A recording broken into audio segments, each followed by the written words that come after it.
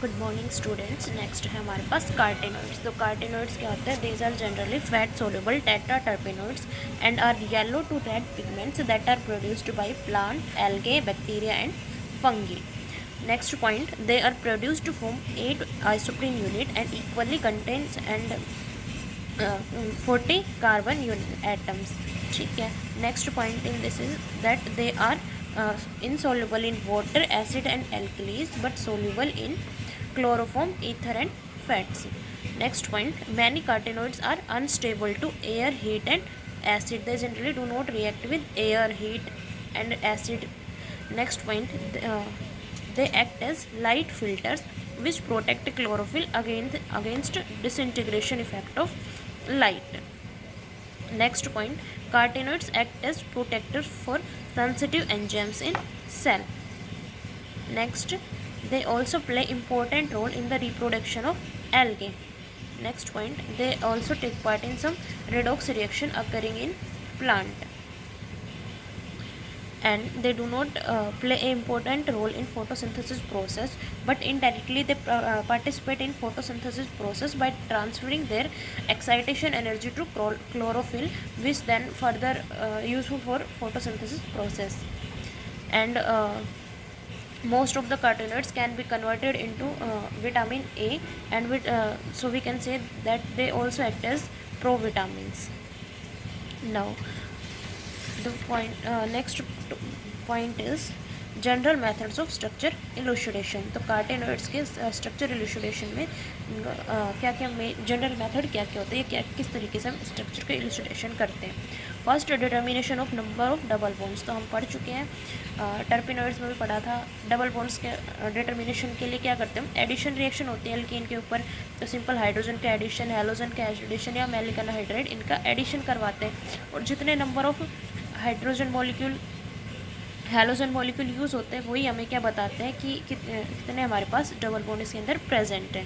Next method is determination of hydroxyl group. Hydroxyl group को identify करते हैं जर्वेंटिव method से, जिसके अंदर क्या करवाया जाता है, हमारे जो हाइड्रोक्सिल ग्रुप है या जो भी हमारा कार्टेनोइड है उसको रिएक्ट करवाते हैं हम ग्रिग्नार्ड रिएजेंट के साथ. तो ROHCH3 क्या बनता है? ROMgI. और साथ में हमारी जो इथेन है वो इथेन गैस जनरेट होती है. तो जो इतने अमाउंट में हमारी इथेन गैस जनरेट होती है उसी के बेस पे हम पता लगाते हैं कि हमारे पास कितने number of hydroxyl group present है इस कंपाउंड के अंदर. नेक्स्ट क्या है हमारे पास? Determination of methoxy group. तो मिथॉक्सी ग्रुप का डिटर्मिनेशन करते हैं हम जीसेल मेथड से. जीसेल मेथड के अंदर क्या करवाया जाता है, जो पहले जो हमारा कंपाउंड है उसको ट्रीट करवाया जाता है हाइड्रोजन आयोडाइड के साथ, HI के साथ. फर्दर उसकी रिएक्शन कर और हमारे पास क्या बनता है? मिथाइल आयोडाइड की फॉर्मेशन होती है. अब जो मिथाइल आयोडाइड बना इसकी रिएक्शन करवाते हैं सिल्वर नाइट्रेट से, और AgI हमारा प्रेसिपिटेट आउट होता है. सिल्वर आयोडाइड प्रेसिपिटेट आउट होते हैं. तो जितने मोल सिल्वर एसिटेटाइड के प्रेसिपिटेट आउट होंगे वही हमें बताएगा कितने हमारे मिथॉक्सी ग्रुप इसके अंदर प्रेजेंट है. नेक्स्ट है हमारे पास डिटर्मिनेशन ऑफ कार्बोनिल ग्रुप. तो नॉर्मली जो कार्बोनिल रिएजेंट होते हैं जैसे हाइड्रोक्सिल अमीन, फिनाइल हाइड्राजीन, ये हमारे कार्बोनिल ग्रुप कार्टेनोइड के अंदर प्रेजेंट होते हैं, उनके बारे में इंफॉर्मेशन नहीं दे पाते हैं. तो पहले तो हम इस मेथड से जर्वेंटॉफ मेथड से OH ग्रुप का पता लगा लेंगे कि कितने प्रेजेंट है. उसके बाद फिर रिडक्शन करवाएंगे और फिर से जर्वेंटॉफ मेथड लगाएंगे. तो जितने एक्स्ट्रा अमाउंट में हमारे पास OH ग्रुप आएंगे उसी के बेस पे हम बताएंगे कि हमारे पास कितने कार्बोनिल ग्रुप इसके अंदर प्रेजेंट है. नेक्स्ट क्या है? Carboxyl group. तो COH ग्रुप का सिंपल यूजुअल मेथड से पता चलेगा. टाइट्रेशन करवाते हैं एल्कलीज के साथ या फिर सोडियम बाइकार्बोनेट टेस्ट से CO2 गैस का इवोल्यूशन होगा, उनके बेस के ऊपर हमें पता चलेगा कि कितने कार्बोक्सिल ग्रुप इसके अंदर प्रेजेंट है.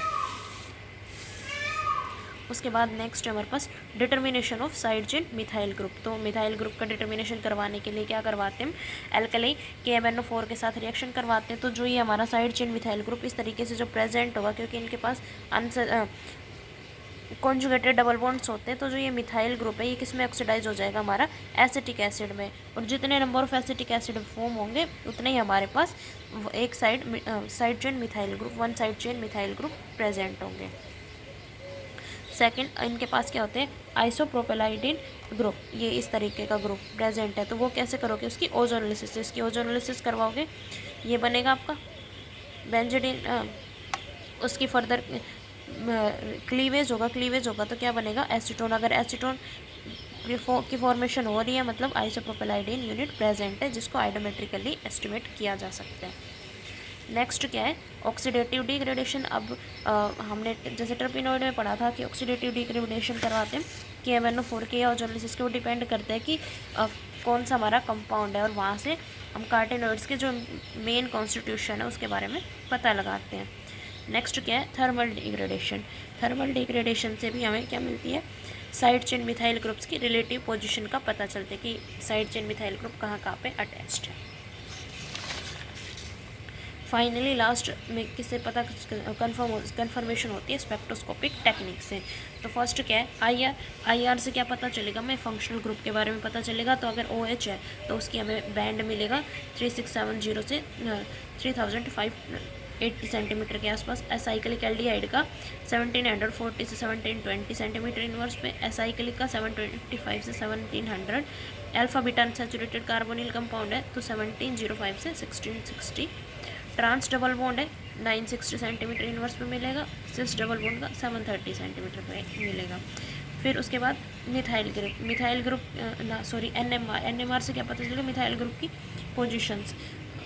ये मिथाइल ग्रुप किस टाइप का, तो मिथाइल ग्रुप अगर हम क्या देगा, एक सिंगलेट पीक मिल रही है और उसकी जो टाउ की जो वैल्यू है वो हमें बताएगी कि किस नेचर का है। अगर चेन के अंदर मिथाइल ग्रुप प्रेजेंट है तो उसके लिए टाउ की वैल्यू आएगी 7.95 से 8.15।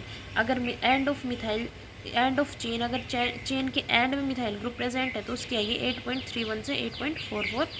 सिस मिथाइल ग्रुप है 8.35। और उसके अलावा एल्डिहाइडिक प्रोटोन, उसके लिए मिलेगी हमें 0.45 से 0.60 के बीच NMR की पीक्स। उसके बाद मास स्पेक्ट्रोस्कोपी को जनरली कहाँ यूज़ करते हैं, एक तो उसके एक्चुअल मोलिकुलर वेट के कंफर्मेशन के लिए भी यूज़ किया जाता है, और secondary detection and estimation of hydroxyl group. तो मास स्पेक्ट्रोस्कोपी का वही हम देखेंगे, क्लीवेज होने के बाद कहाँ पे हमें पीक मिल रही है, बेस पीक, और उनके बेस पे हम क्या बताते हैं, हम कंपाउंड का एक्चुअल मोलिकुलर वेट निकालते हैं और वहाँ से फिर उसका मोलिकुलर फॉर्मूला काउंट करते हैं।